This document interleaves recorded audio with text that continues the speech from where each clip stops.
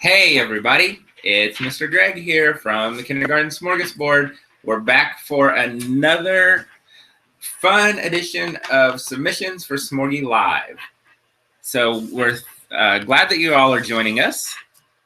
Thank you for joining us, especially for those of you. I know several people have already talked about driving home in the rain and the storms. So thank you for those of you that floated your way home and joined us tonight. We are live from Nashville, ready to take your questions, ready to have some fun.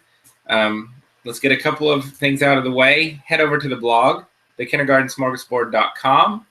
Get entered for tonight's giveaways.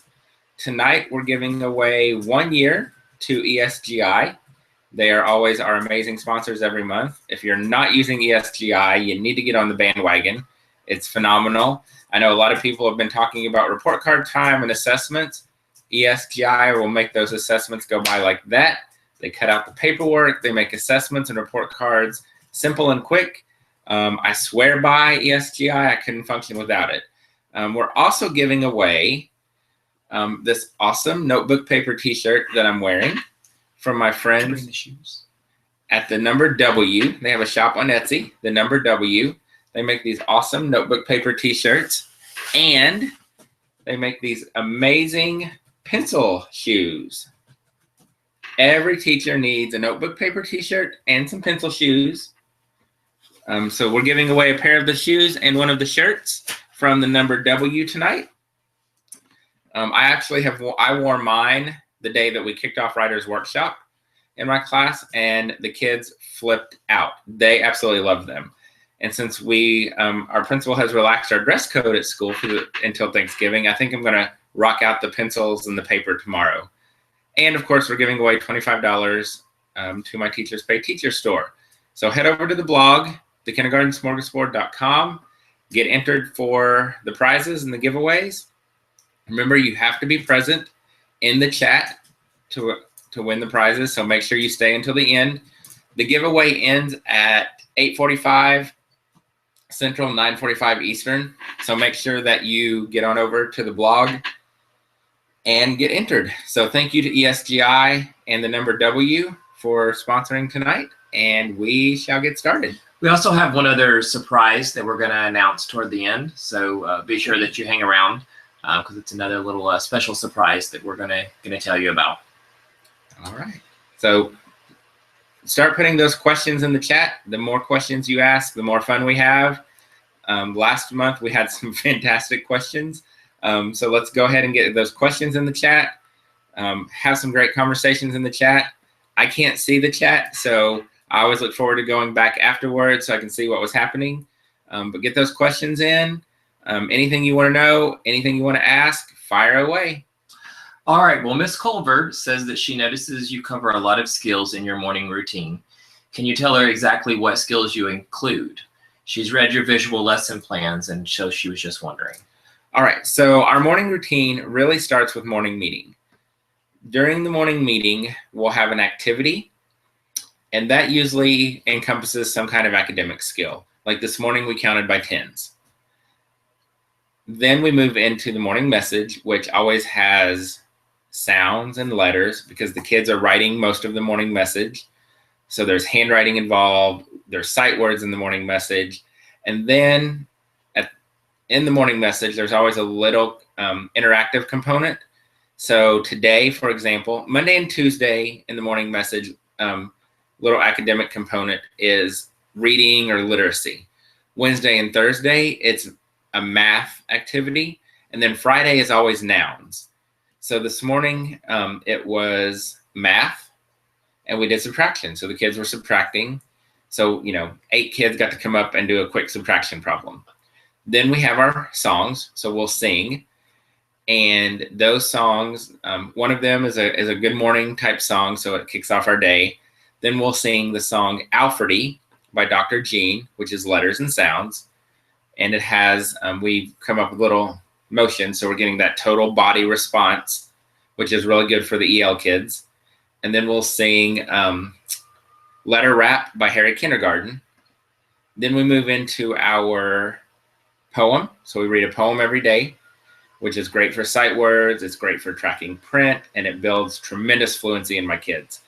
And then we read an emergent reader every week. Again, fluency, sight words, tracking print, vocabulary. Then we'll do the letter sound chart. So we go through the letters and sounds quickly every day. Then we'll do sight words every day. And then we'll do some sort of phonics, phonemic awareness. One of my favorite phonemic awareness activities, which I'm getting ready to start in my class, is the changing of our names. So everybody gets to change their name to the sound of the day. So on Monday, everybody would change their sound to M. So Bob would become Mob. Cusser would become Musser. So we do that every day. And then there's like a phonics or word building, word work type activity. So right now we're doing word families. So we've been working on blending word families, building word family words, that type of thing. And then we'll have our read aloud and comprehension. And so that encompasses our morning routine. So we do cover a ton of skills from morning meeting until guided reading and centers. All of that will take about 30 minutes. It goes pretty quick, 30 minutes, not counting the morning meeting. And then that leaves me about an hour for guided reading and centers. But in that 30-minute literacy routine, we cover a ton of skills, which is almost a constant review every day. So my kids are very strong in those skills because we're going over them so much and we're going over them daily. So how long is your entire morning routine? So my literacy block is about 90 minutes. Morning meeting is about 15 to 20 minutes. The morning literacy routine will last about 15 to 20 minutes. Then the read aloud will last about 15 minutes. So the morning literacy routine through the read aloud is about 30 to 40 minutes, which leaves us about an hour for guided reading and centers. Very cool. We've got a lot of questions about ESGI. You mentioned it, so a lot of questions are coming up. Just a reminder that if you if you're not already a subscriber to ESGI, if you want to check it out, you can get 60 days free. You can just go through the blog at thekindergartensmorgasbord.com. Be sure to use the promo code B2442. That will get you 60 days free and then $40 off if you decide that you want to subscribe. So just a little bit of info there about ESGI. But so some of the questions that we've got coming in are, how often do you use it? And what other type of assessments do you use other than ESGI, like paper assessments do you use? All right, so I use ESGI. My whole team and the first grade team at my school use it. My team uses it on Fridays for our common formative assessments. So we sit down together at the beginning of every 9 weeks and decide what reading assessment and what math assessment we're going to do each Friday. So the whole team does the same ESGI assessments every Friday. So then we can meet in our data chats and compare data and look at growth and look. What's great about ESGI is that you can pull up a bar graph analysis and you can see what was the most missed and what the kids got right the most. So you can really break that data down. So the whole team does it every Friday for our CFAs, our common formative assessments.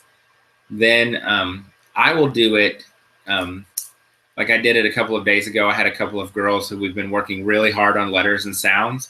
So I pulled it up really quickly and tested them with ESGI so I could see their growth and see what letters and sounds they were missing so I could really focus my instruction with them. So every Friday, and then it's so easy and so quick that I can pull out my computer and assess a kid on the fly and have some data so I can refine my instruction. So really, I'm using it a couple of times a week. Not always like for every child, but I'm using it to refine my instruction and to help me break down some data and see where I can help my kids more. And then, of course, we do paper pencil assessments because kids need experience and exposure to those. So we'll do a lot of, for word families, we're doing cut and paste. So they have to read the word and then they have to match it to the picture. So we're doing those for word families. We'll do writing. For letters and sounds, we had an assessment where they had to say the picture and then write the letter. So dinosaur, they had to write D. So we do paper and pencil assessment. Math is a lot of paper pencil assessment just because you want them used to solving problems with paper and pencil. But ESGI is really my go-to for assessments because it's quick and easy and gives me that instant data that I can look at. What kind of activities do you suggest for kinders who just can't seem to get the sight words? Lots and lots of practice. The more exposure, the better. The way I do it is Monday, we introduce the word. We read the word, we spell the word, we say the sounds if possible. I use the word in a sentence, they repeat the sentence. Tuesday and Wednesday, we read the word. The kids use the words in a sentence. Thursday, we do our sight word grids. And then on Friday, we do a fun game or activity. So last week, I used my sit spots, wrote the sight words on the sit spots, put them in a circle, and we did the sight word stomp. So I cranked up Taylor Swift, Shake It Off, and we danced around, and whatever foot we were standing on when the music stopped, we had to read that sight word. We do a lot of word building. Right now in our hippopotamuses, there's a sight word center where they have to write it with a marker, write it with a crayon, and stamp the word. I have lots of sight word games that I make, which is they're really just they're recognizing the words, and then there's a recording sheet, so they're writing the words. I just made one and posted it yesterday. It's Santa, so it's little kid faces with the sight word on their head, and then there's a Santa hat, and so they have to match the Santa hat to the word. The dogs are having a ridiculous fit. I'm sure a leaf blew the wrong way, or Lulu's mad at the Christmas tree. I don't know. So we do a lot of that. Word building, I think, is great for them. You could do sight word write the room, so you could have them posted around the room. I've had them before where I've posted the words on the ceiling with Post-it notes. And so the kids can, lay down and write the room, or you can do a spot flashlight game. Just lots and lots of exposure and constant practice. That's what I love about our sight word 60 routine, is that it's so much exposure that they make tremendous growth in sight words. What's your go-to activity during small reading groups? For most of my kids right now, it's reading. So we've got our guided reading books, and we're reading. We do a little bit of, I always try to do a little bit of blending practice in my guided reading groups. Right now we're working on segmenting, and I have a really fun thing that I've been doing for segmenting, so I need to get a video and post that on the blog. But really reading is my big thing. I want them to read to me. I want to help them read. So they do a lot of whisper reading, and of course I'm giving them feedback and strategies.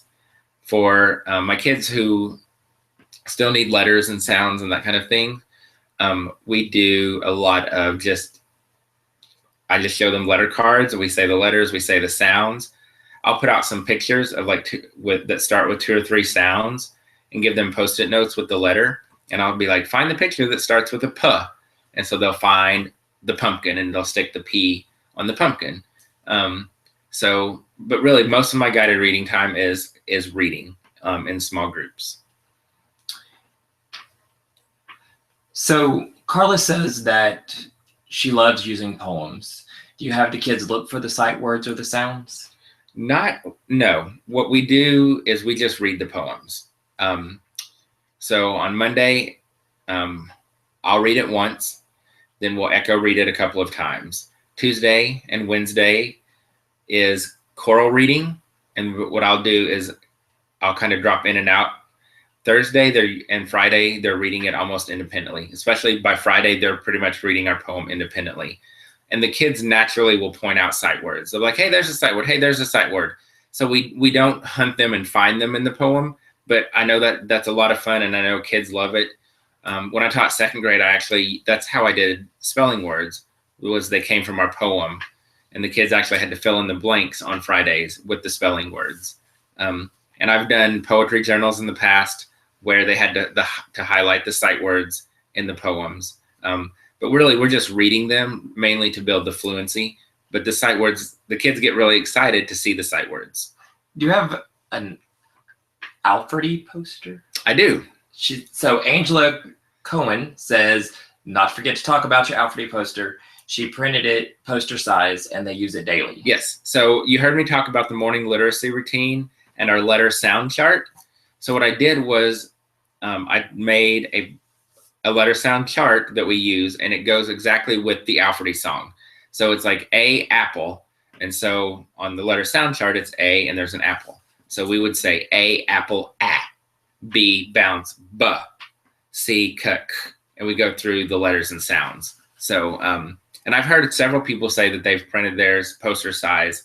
I actually project mine on the smart board, so it's big, but it's that consistency. So we're singing that song and we're making the motions. We're doing the letter and sound chart. We're using the same motions. And then the really awesome thing about it is that during writer's workshop or like during center time or hippopotamus time, you'll see the kids like trying to write a word, and you'll see them being like bounce, like, and then they're like, oh, B, and so they're writing it. So the Alfred poster is on my blog. You can just search for Alfred poster and it will pop up, or letter sound chart and it will pop up. Another quick reminder, if you haven't entered for the giveaway yet, be sure to do that. If you've just joined us, go to the kindergartensmorgasbord.com. We're giving away a $25 gift certificate to the Teachers Pay Teachers store for the Kindergarten Smorgasbord. We're doing a giveaway for the number W, which is a t-shirt and some super cool shoes. You can win some pencil shoes. And I mean, even if you don't win and if you don't want them for yourself, wouldn't these make an awesome gift for a teammate? Or yeah, like if you're a kid, your kid's teacher, like seriously, like every teacher loves these. Yeah. And the kids love them too. So you can win the notebook paper shirt and the pencil shoes. And last but not least, as always, we're giving away a free year of ESGI. By the way, our friends at ESGI just joined the chat a little bit ago. So they're here to Hi, Kristen. Answer any questions that you have. Please hit them up. They'll be more than happy to help you out with any quick questions that you have regarding ESGI. So again, go to the kindergartensmorgasbord.com and get entered for those giveaways. You only have to enter once. Once you've entered that one time, you've entered for all 3 of the giveaways. All right, so let's change gears here a little bit. Writer's Man's wife asked back toward the beginning of the session, and I want to make sure that we don't miss it. She says that she's kind of at the end of her rope with dysfunction regarding administration. Different rules for different people, teachers who won't share. She's sure you've had experiences like this. And what in the world do you do to keep yourself sane? Focus on the kids. That's it. Today, you might have seen my post on Facebook. It was a rough day. The kids were kind of off. The grown-ups were way off. And it was very frustrating. I think first and foremost is honest and open communication with your admin, not in a complaining, whiny attack way, but just, I think we need to be more open with our admin and let them know that these things are affecting us and make our jobs harder. And offer a solution or offer something to make it better. Don't just say, well, here's a problem, go fix it. We as teachers, I think a lot of times we're scared to go to admin, and I know not everybody has a supportive admin or an admin that they trust, but I think we need to do a better job of voicing some of these issues. Not in, this is hard, you're being mean to me, this is bad, but that it's making my job harder, it's making me harder to teach my kids, it's affecting my kids. And then here's a way to fix it, or here's something that would make it better. But really the other thing is focus on the kids. That's the best advice I can give, is that we're there for the kids, and the kids are there because they're looking to us every day.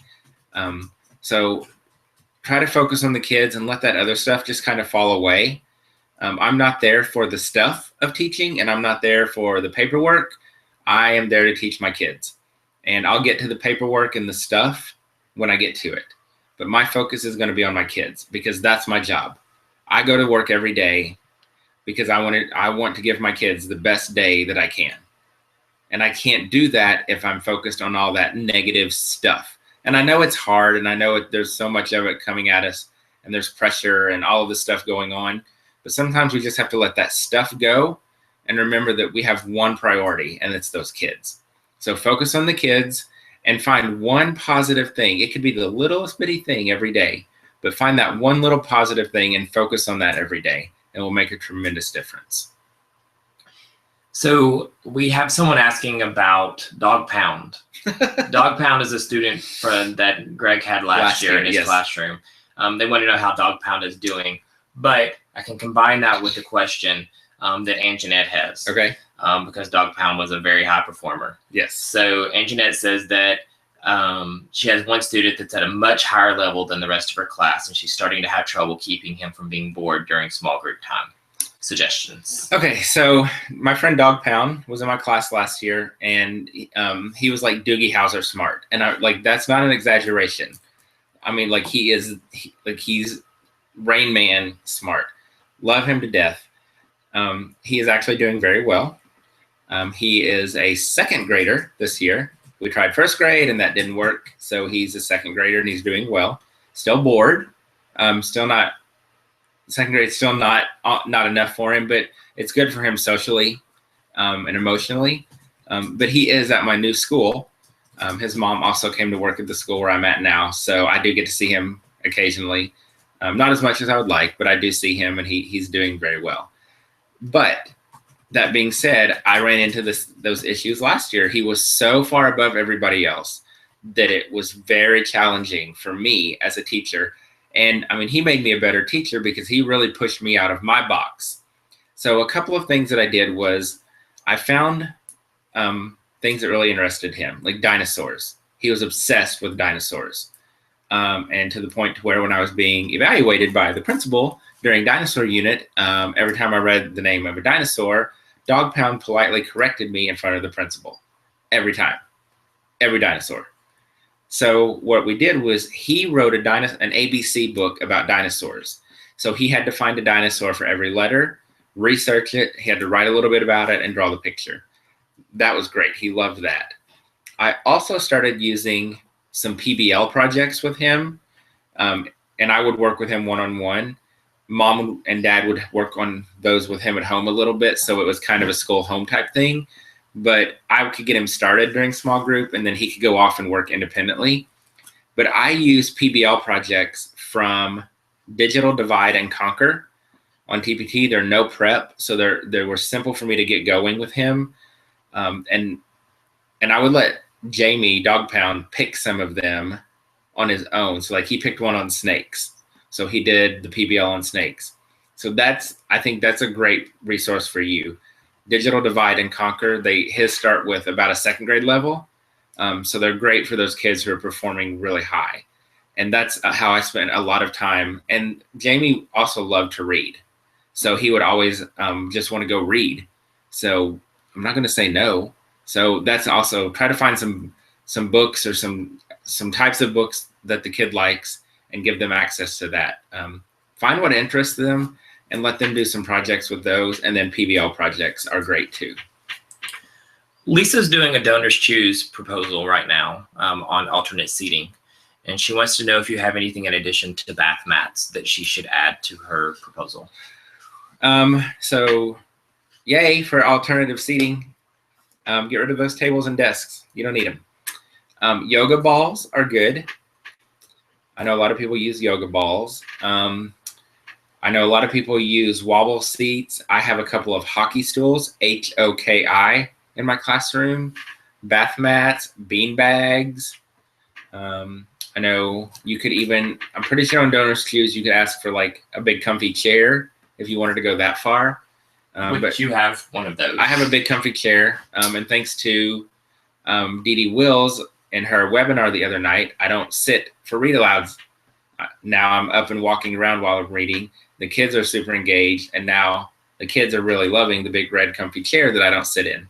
So do they get in it now? Oh yeah, they're always in the room.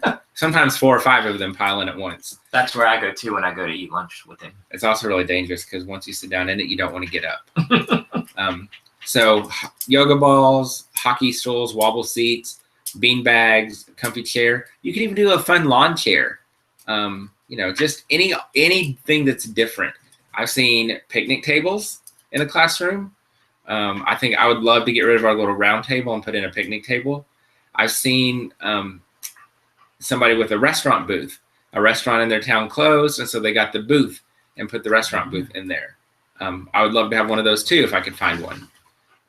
So anything, but I think donors choose yoga balls, hockey stools, wobble seats, bean bags, anything where the kids can get comfy. Audrey wants to know if you have any tips on how she can compose PBL for one of her students who sounds a lot like Dog Pound. First, I would sit down with them and see what they want to do. Find out what they would like to do their project-based learning on, and kind of start there. Maybe see let them be involved in the planning. So if they want to do dinosaurs, well, what kind of project do you want to do? Dog Pound actually picked the ABC book. That was kind of his idea. So get them involved. Let them kind of decide what it is and what they want to do with it. And then you can kind of do some of the planning stages and get that set up and get the ball rolling. But let them pick. And then there's always on TPT, on Teachers Pay Teachers, there are tons of PBL resources. So you could probably find something that would work very well, or that you can modify and that would work very well. But see what the kid wants to do and let them plan. Jean is here from Wisconsin. Right? Hi, Gina. Yes. She wants to know what other games you do besides the count by 10 during your morning meeting. She said her kids love count by ones to a certain number. So we do the number game. So I'll say, okay, today we're going to count to 18. So we go around and we count. If you're number 18, you have to sit down.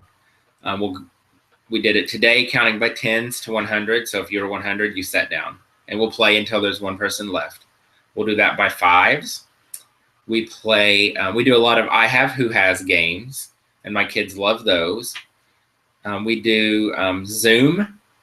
So what you do is you're sitting in your circle, or, for us right now, it's a rectangle.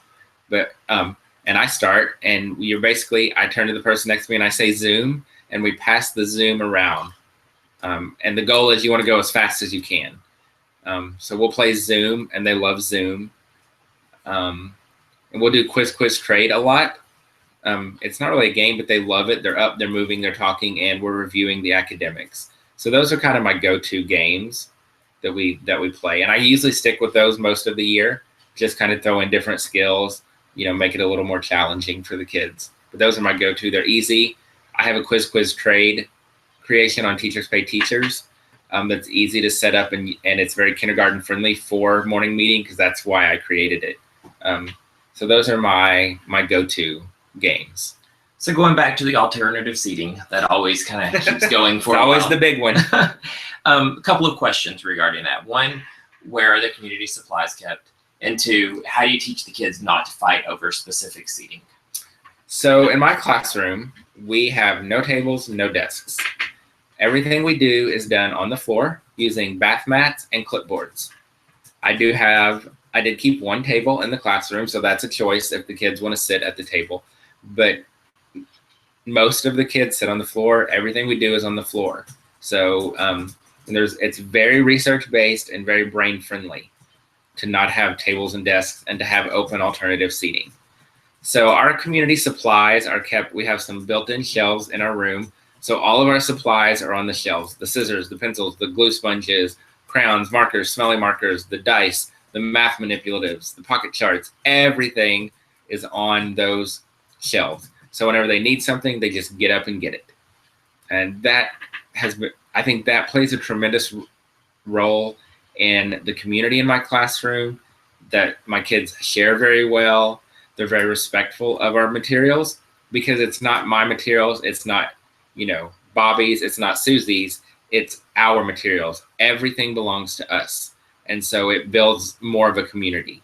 So everything is kept on the shelves in the room, in the back of the room, and they just get what they need whenever they need it. What was the other question? Oh, fighting over the seating.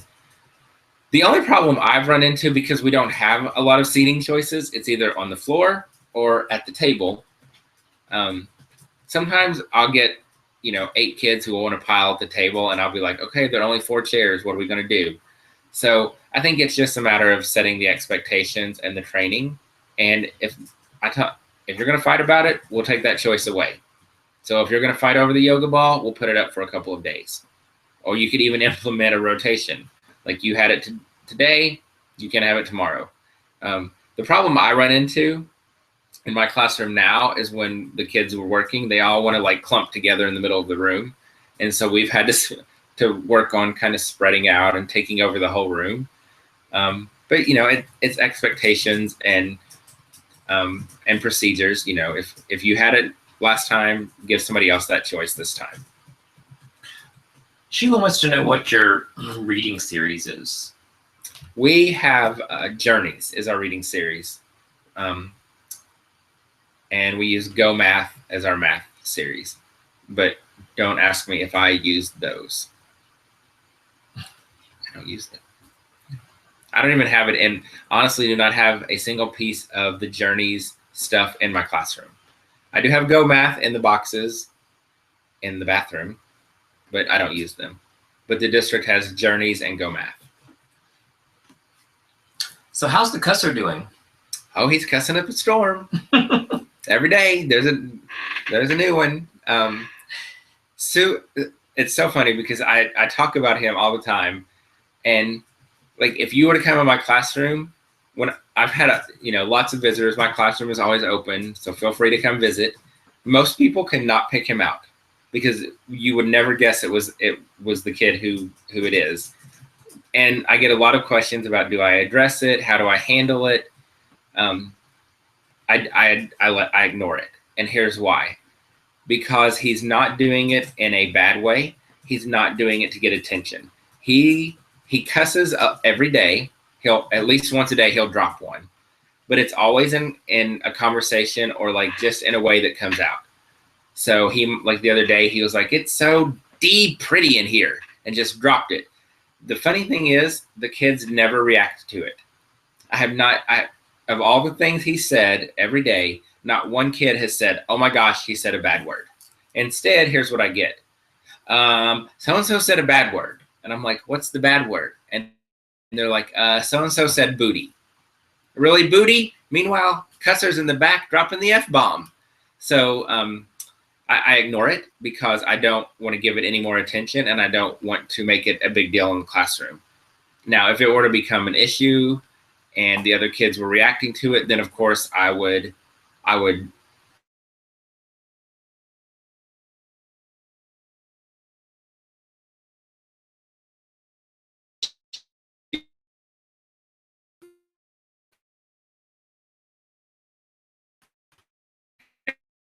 and because it's not affecting the rest of the kids and no. Your biggest strengths and weaknesses as a teacher.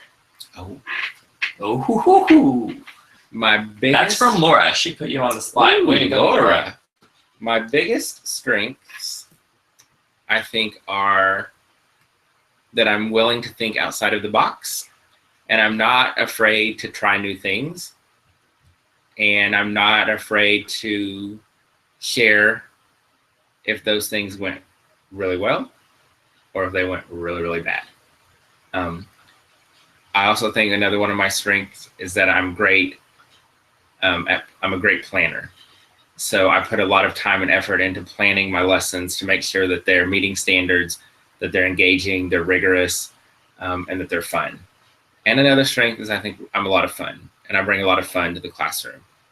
A couple of my weaknesses, I can be a little bit of a perfectionist, and so I can get frustrated if things don't go how I planned for them to go, or if something doesn't turn out the way I wanted it to turn out.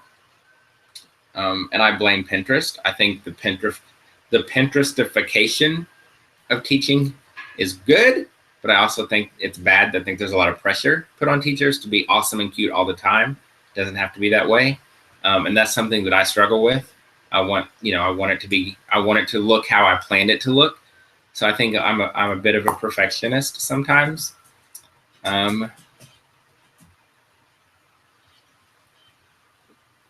It's hard. It's a good one. It is. So organization is something that I struggle with sometimes.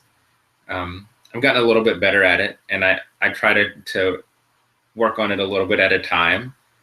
But I still am guilty of putting stuff down and never finding it. which then you get frustrated. So I think, I'm a perfectionist to a fault in my classroom. Organization is a weakness. And I've said it before, I'm really bad about paperwork and that stuff of teaching. And sometimes that gets neglected, which is okay, but it also, it's my job. So I need to make sure I'm getting it done. But really, I think that perfectionism and that pressure I put on myself to make it just what I want it to be gets in the way sometimes. Yeah. You get stressed out when something isn't just right. Sometimes, yeah. Yeah. At school. School, yeah. At home, forget it. At home, I'm like that. At home, nothing bothers me. Right. But at school, yeah. And it's because at the end of the day, I want what's best for my kids. And I think I'm putting a lot of that pressure on myself to make sure that I'm doing as much as I can for them. And when it doesn't always, and the thing is, it never turns out, like, even if it's a fail, like we've learned a lesson, we've had some fun. So it's never like a complete loss. And a lot of like art projects, they never turn out like I want them to, but they always turn out so cute. So I have to take, I have to remember that it's okay. And it doesn't have to be exactly what the vision is in my head. As long as the kids are having fun and as long as we're still learning and making memories together. Since you don't follow Journey's curriculum, what do you use for reading? Emergent readers or? I use children's literature. So everything that we do is I'm using children's literature. So like we've been reading turkey books this week. We plan for the whole year. So we have it broken down into 2-week themes. So all of our books will be tied to themes. So, of course, this week and last week and then 2 days next week have been Thanksgiving, turkeys, pilgrims. So that's what I do for literacy. Our district puts out pacing guides for every 9 weeks that tell us what standards to cover. And then we're kind of free to cover those standards however we want. And they'll even include some book suggestions. So I use those sometimes.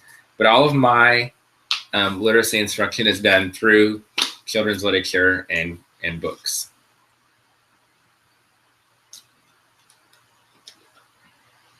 Hold on just a second. Scrolling back up. So there's been conversation in the chat room about tattling.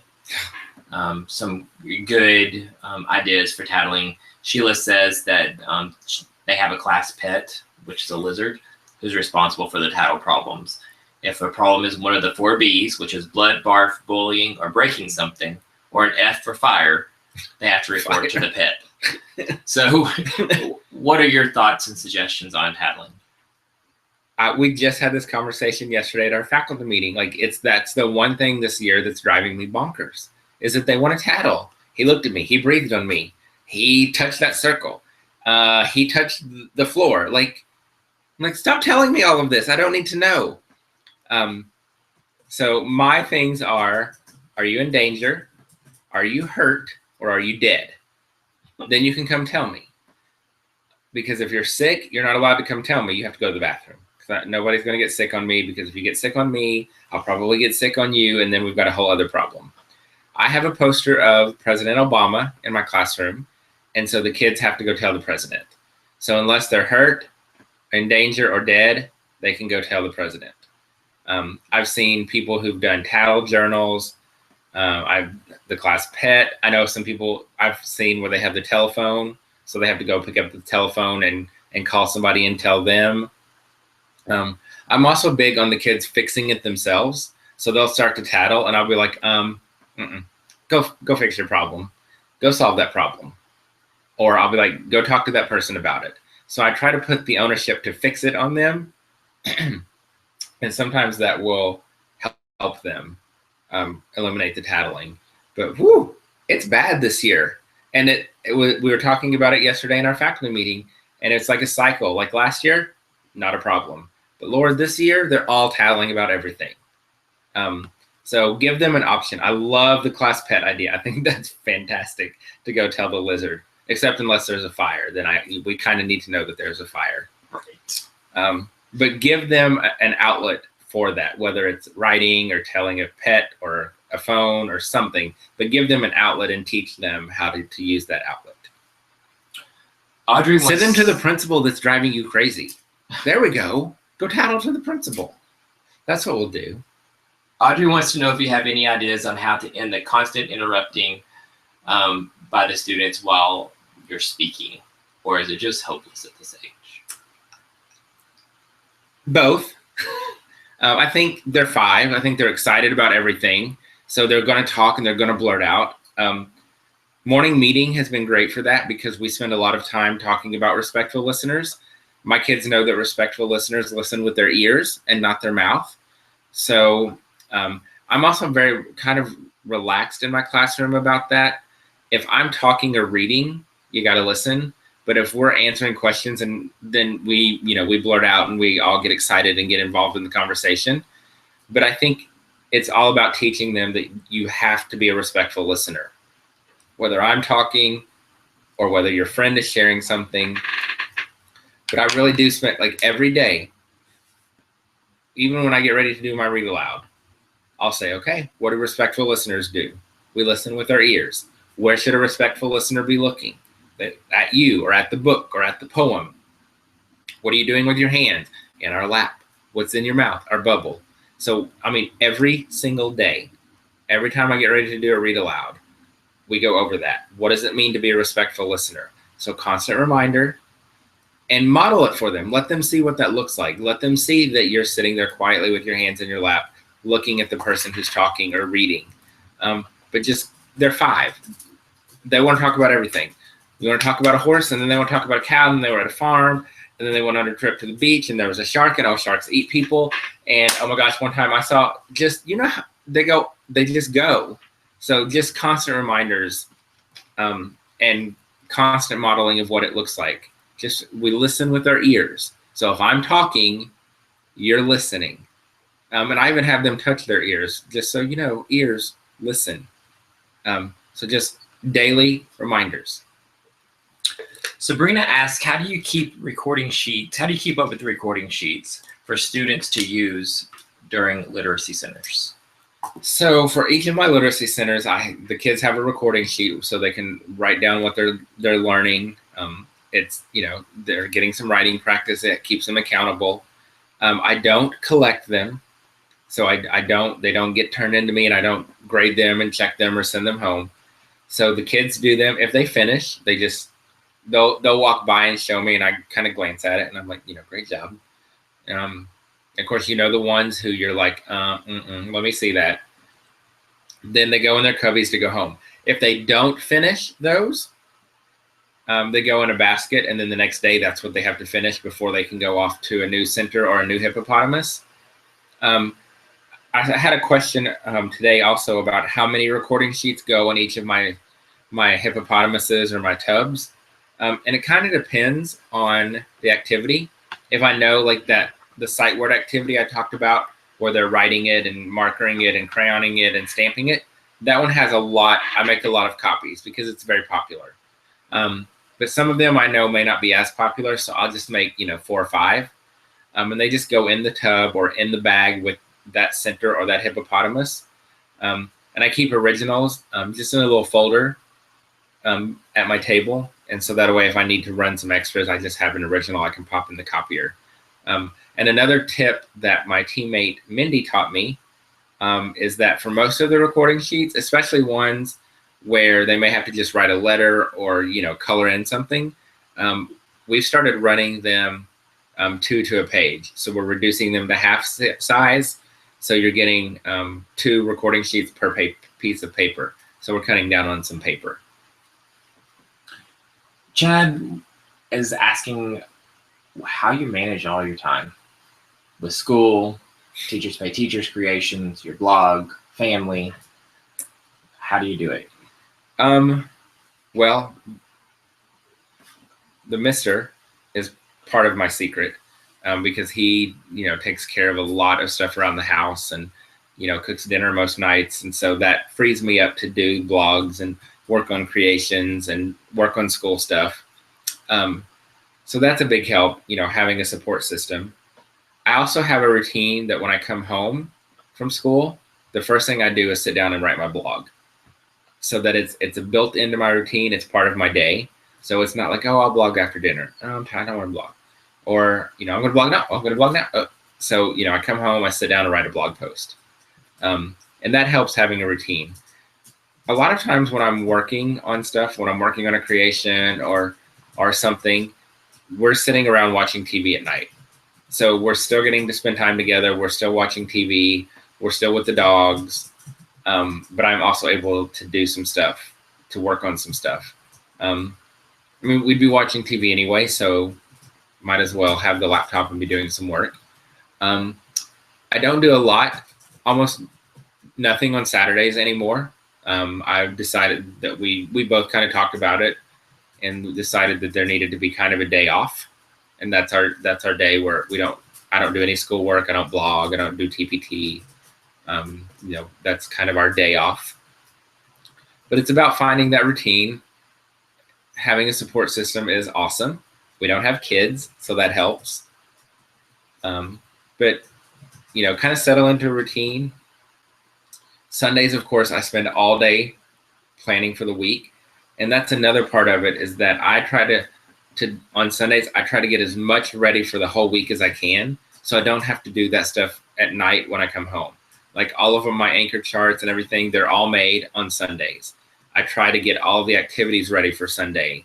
Anything that I'm going to need to make, I try to get as much of that done on Sunday as possible. So then I have that time at night to do blog and work on Teachers Pay Teacher stuff and respond to emails and chat with people and all of that. So find your routine is key, I think. And then just kind of settle into that routine, and then really having a planning day, whether it's Saturday or Sunday, where you can knock out as much of it as possible. All right, the giveaway has closed. So if you didn't get a chance to enter, and I hope that everyone did, but if you didn't, just keep in mind that we do these every month. We do giveaways throughout the month as well. Oh yeah. So you don't just have to come to a submissions live session to enter for giveaways. We do them all throughout the month. Just be sure to keep an eye on Facebook and Instagram and Twitter and Periscope and whatever's coming next. Who knows? Angela wants to know if you go to school on Sundays to do that stuff, and no, he stays here in his home office and does everything. Yeah. We don't have, sometimes on Saturdays we could get into our school, but we don't have access on Sundays. So I have, you can't see it, but right over here, there's some chart paper. The closet is full of construction paper and all kinds of other teaching stuff. So I have stuff here. And we meet on Thursdays as a team at school to plan for the next week. So I already have an idea of what we're doing. I kind of know what's happening, so I can bring stuff home to use on Sundays. And I will say, making the charts on Sundays has been a tremendous stress reliever, because I used to go in the mornings and try to cut the stuff out or whatever and get it all ready. But by doing it on Sundays, I don't have to worry about that in the mornings. And so that's been a huge stress relief and time saver for me. So a couple questions have come across, and I want to make sure we get them in before we end here, before we do the drawings. Tristan wants to know if you have weekly data meetings and how you keep up with all of that data. We do. They're not weekly, but I think they're bi-weekly. They might even be every 3 weeks. But we use ESGI. So all of your ESGI keeps all of the data. It's on the website for you. So you can just log in. Let's say today in our data chat, we talked about number recognition and beginning sounds. So I could just pull up those 2 assessments. I could look at every kid. I could see what they missed. I could look at their growth and their history. I could look at my whole class and see what letters we missed the most, what sounds we missed. So everything is kept in ESGI. So we don't do data notebooks. The kids don't have data notebooks. When I have my little data chats with my kids, when we're talking about their growth, I'm showing them ESGI. So all of our data collection and everything is done through ESGI. If it's paper pencil, I keep those paper pencil assessments in a file. So I have those also. But all of the data stored in ESGI, which is another perk. There's not a bunch of paperwork floating around. So Periscope, last thing to get to before we do the giveaways. People right. are asking about Periscope. What is Periscope? How do they find you on Periscope? Periscope And is... will you Periscope from your classroom? Periscope is a app. You can get it on your phone. That it's live streaming. So it's basically submissions for Smorgie Live, but it's on your phone. So it's just live broadcasting. So you can download it. Anybody can Periscope. You download the app. You can Periscope yourself if you want, and then you can follow people. When you follow people, when they go live, you'll get a notification, and you can watch. You can comment on the live broadcast, so you can ask questions. You can interact with the person that's Periscoping. I'm on Periscope. It's at Kinder Smorgie. So you can find me on Periscope at Kinder Smorgie. I have not yet Periscoped with my kids in the class. I want to. I've gotten parent permission, but you can't control who's watching, and you can't control what's being said. So I'm still very hesitant to broadcast with my kids. But I have done Periscopes from my classroom with me, where I'm talking about something we did, or giving some tips, or giving tours of my classroom. So I do Periscope from the classroom. We Periscope a lot from the house. We've done it when we've been out driving. We've done it from dinner. What's great about it is that you could be out doing anything. I've done concerts, which is probably illegal, but I have Periscope from concerts. So that's what's great about it. You always have your phone, so you could just turn on Periscope and show the people what you're doing. And what's really cool is like if you're following someone on Periscope, when they start broadcasting, you get a notification that they're broadcasting right away. So you can just click yes that you want to view, and you're immediately watching their live stream. It's really cool. Yeah. So everybody go download Periscope, follow me at Kinder Smorgie, and I will do a Periscope tomorrow afternoon at the end of the school day. How's that? Cool. So at Kinder Smorgie on Periscope. If you're not already following me, download the app. And there are tons of teachers on Periscope, so you'll find tons of people to follow. But I will look at that. I'm already getting some followers. So at Kinder Smorgie on Periscope, and then I will do a live Periscope tomorrow from my classroom. All right, let's do our giveaways, shall we? All right. What are we going to start with? Let's start with. You want to do the shirt and the shoes?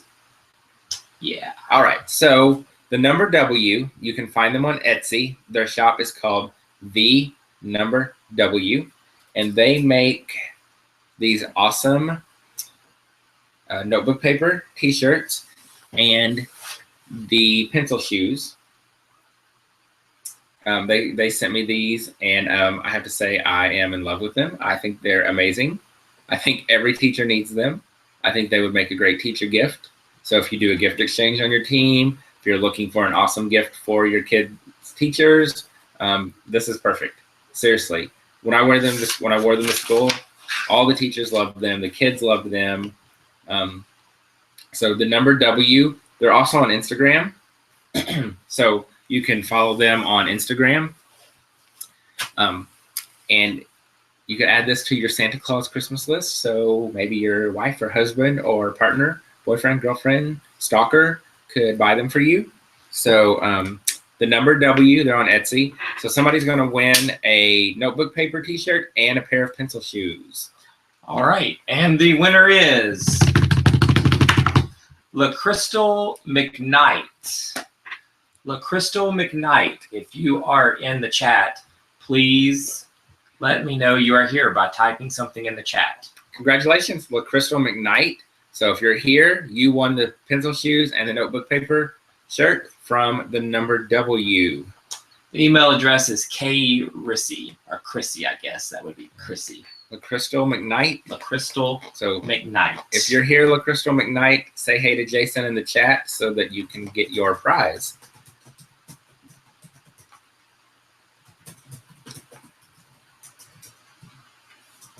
And I don't know. I think Tessa from the number W, she might be in the chat.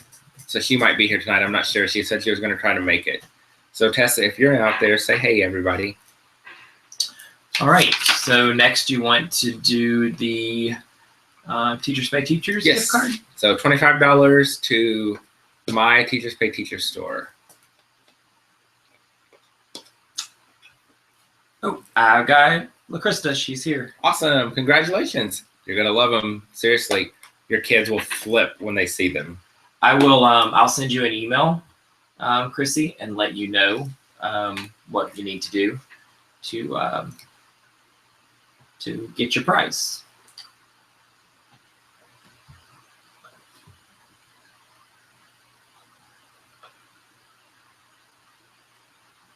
Oh, all right, and technical difficulties here. The winner of the $25 Teachers Pay Teachers gift card to the Kindergarten Smorgasbord is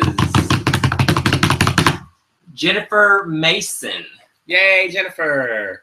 So Jennifer, if you're here in the chat, say hey, and congratulations, you won $25 to my TPT store. And last but not least, the 1-year subscription to ESGI, which is a $200 value. And if you don't win, you can go to the blog and click on the ESGI logo and sign up for a 60-day free trial. And you can use the code B2442, and that will save you $40 off of the price if you decide to purchase. Seriously, ESGI, best thing ever. Love them to death. The company, it was created by a kindergarten teacher in Indiana, whose name also happened to be Greg. So it's like a weird coincidence. But seriously, it's the best thing ever. It will save you tons of time, makes report card time so much easier. And it really does make the collecting and using data so much easier, and really has made me a better teacher because I'm able to look at data, and it's so much more teacher friendly for me to collect and use my data. All right, and the winner of 1 year of ESGI $200 value is Anjanette Baumgartner. I know you're here because you've been chatting tonight. Yay! Congratulations, Anjanette. I will be sending you an email, as well as the SGI will be in contact with you to let you know what you need to do to claim your prize. Congratulations, Anjanette. All right, so before we go, we have a couple of minutes, so I want to do a couple of housekeeping things. I am hard at work on updating all of my Christmas creations. So those are getting makeovers and updates, so make sure to keep an eye out for those. We are going to put all of the fall and Thanksgiving creations in my store on sale tonight for 25% off. Do we want it? How long? I don't know how long. We'll leave them through Thanksgiving. I don't know. I don't know. What is today? Wednesday. Only Wednesday. So through Thanksgiving. Yeah. So from now until Thanksgiving, all of the fall and Thanksgiving creations will be 25% off. So just give us a little bit of time to go in and change the prices. So give us an hour or two, and then they'll all be on sale. Yeah. And the best way to find those is when you go to the Teachers Pay Teachers store. There's a category on the left-hand side. It will say Thanksgiving, fall, Halloween creations. Just click on that, and it's going to take you directly to those. And all of the creations within that category will be 25% off. So just give us a little bit of time after we're done here, and we'll get those on sale. Yeah. All right. So this is the crazy thing. Next month will be the 1 year anniversary of submissions for Smorgie Live. So 1 year, it's great. So next month we're gonna celebrate the 1 year anniversary. I'm hoping to have a special guest with me live here at the house, and he knows who he is. So he needs to start planning his road trip, and he's here now, so he knows who I'm talking about. So if we can't get him here live, hopefully male kindergarten teacher Chad will join us live via Google. but I'm hoping that Chad will be my special guest next month for the 1-year anniversary. I am hoping, and I'm not going to name names, but I am working very hard on an epic prize for next month, and I'm hoping that it comes through. But I can't believe that a year ago I was in the car and I had this brilliant idea. Hey, we should do, like, I think you could broadcast live on YouTube. Like, we should do a live broadcast and see what happens. And so Jason's like, yeah, it'll be a great idea. Go for it. He's like, do you need my help? And I'm like, maybe all right. I don't need any help. So then I was like, well, maybe I do, because I don't know how this works. And so luckily he was sitting in the office that night and took over the chat, because that first night we had over 300 people watching. And so like, it was insane, like the conversation that was happening in the chat and the questions. And maybe next month we'll do what we did that first time. Maybe we'll go for 90 minutes to celebrate the 1-year anniversary. So yeah, so next month we're going to be celebrating 1 year of submissions for Smorgie Live. So we'll do it after Christmas. We'll do it that week after Christmas when everybody has a little bit of downtime, so we're not stressed out about the holidays. So yeah, so we're going to have a big celebration next month, and hopefully we'll have Chad sitting here next to me, and hopefully we'll have this big prize that I'm working on giving away. So thank you for joining us.